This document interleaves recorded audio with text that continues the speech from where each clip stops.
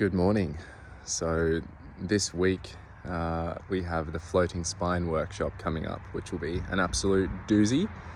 And this is for someone who's struggling with ongoing back pain and has tried a few of the usual potential fixes, certain exercises, yoga, perhaps physio, perhaps even medication, cortisone, stuff like that, and is finding that it's just not really delivering the results they were hoping for.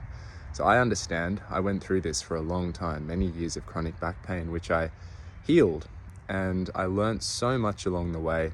Obviously, my background is in biomechanics, strength and conditioning, yoga, meditation, and so that aspect of healing I'm abreast of. But what I've learned more and more about, which I'm hoping to share with you in this workshop through a system, is how to work with the nervous system and emotions and your overall state of being, and the way you're unconsciously perceiving certain sensation or perceiving yourself in your life is a huge part of why pain sticks around. And so when we work with each of these factors, we can unravel and dissolve that pain and give you a somewhat predictable system to support yourself with an issue that's often quite a puzzle and feels very overwhelming and never ending.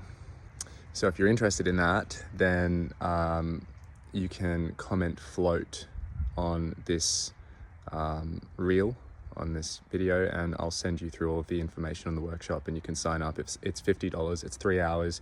You get the recording. You also get a handout, which is like a mini course with videos and a note summary of everything that we go through. So it's all there for you, and you can use that as a guide and reference as you heal your back. While we're here, I'll give you a quick tour of the garden. So this is not my handiwork, this is my housemates, but check out those flowers, beautiful. And there's some little copper coils in there too for some kind of sorcery. Then we have these guys. Oh fuck, I'm spilling my tea. And then we have some kale growing, again, housemates' handiwork. Some sunflowers, which is just incredible. Look how tall they are.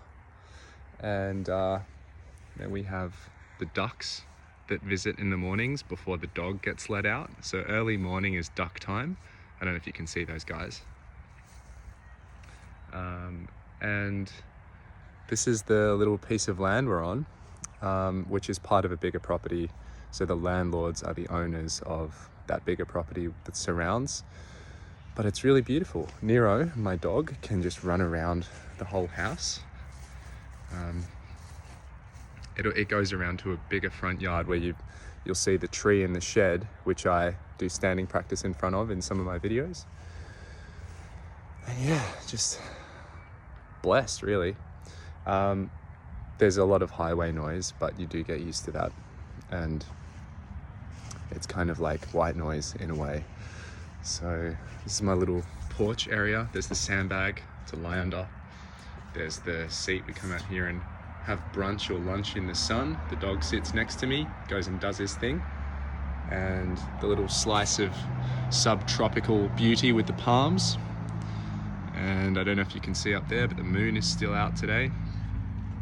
So yeah, it's a vibe. On social media once a week at the moment.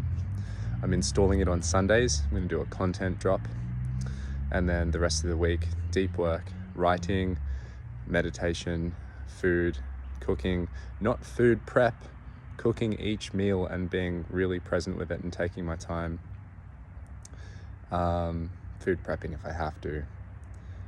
And it's all just that, coaching and taking care of my body. There's no scrolling. There's no eating out stuff that fogs my brain up and makes it harder to create. There's no sugar. There's no late starts after the sun's risen. You've got to be up as the sun's rising, and in bed as close to dark as possible. And these are all things that I've known have been good for me for a long time, but haven't actively made the choice to just live that way. And now I am choosing to live that way. And the external circumstances are irrelevant. I will still choose to live this way. the quality of everything I'm doing feels so much higher. The level of attention and presence in everything I'm doing feels so much deeper and more rewarding. And honestly, I can't see how this won't play out beautifully because of the quality in all of it. Quality attracts quality. When you're trying to get things done, to put them out there, to produce in a noisy world, and to compete in realms that you don't even value and want to be part of, how are you going to expect to end up living the life you want? But when you're really stripping away all of the inessentials, including social time, which is often used to escape the discomfort of being alone, when you strip that right back, everything that you do choose and show up for and invite in just becomes so high quality. I love it. I'm going to keep going this way. I would encourage you to take some bold moves and do the same if you're feeling so inclined. And I will say that it really helped to take a few weeks just away from everything. And it's not as if I was in a great position to do that. It's not as if I'd really set that up and as if everything's going my way and it's a 3-week holiday. This was like, nah, fuck it. I'm gonna make this happen, and I'm going to face the consequences of taking this time with a fresher version of myself when I get back. And so that's kind of what's happened.